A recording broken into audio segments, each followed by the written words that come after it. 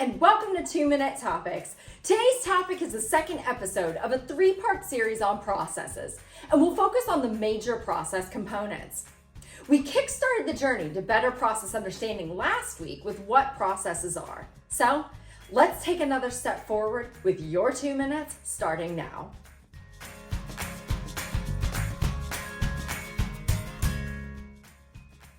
If you haven't noticed, I'm actually using a process to be able to break down what processes are and a process to be able to convey that to you watching this video now.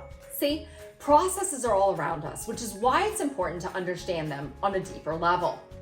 As mentioned in part 1 of the series, a simple definition of a process is an aggregation of tasks, steps, or activities that, when performed in sequential order, produce an output. However, what's triggering those tasks, steps, activities? Well, those are marked by the major process components that drive the process from a deeper level. The major process components include inputs, outputs, events, tasks and activities, and decisions. So here's a little math equation to help understand how this all works together.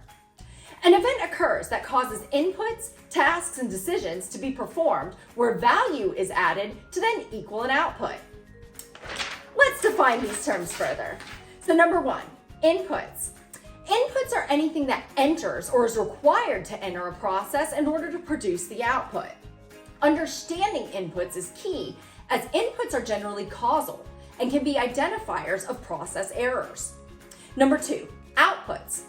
Outputs are either valuable products or services that a customer utilizes resulting from the process. Now, keep in mind though that a customer can be internal, external, or even another process. Number 3, events. Events are specific actions or predefined criteria that triggers a process to occur. Understanding events allows insight into why a process is being performed or if the process is needed. Number 4, tasks. The foundation to keeping a process running are tasks or activities. Tasks are the actions being performed within the process to make it work. And number 5, decisions. Decisions are actions that are based upon a set of rules. These actions can dictate the output, which is why formal identification of decisions should be made to decrease variance in process outputs. As you'd expect, all of these components have a connection to one another within an individual process, but also have a relationship to other processes. Inputs can be outputs from the preceding process, and outputs can be inputs into a subsequent process. Does this sound familiar? Well, it should, because the same concept and components exist within your supply chain.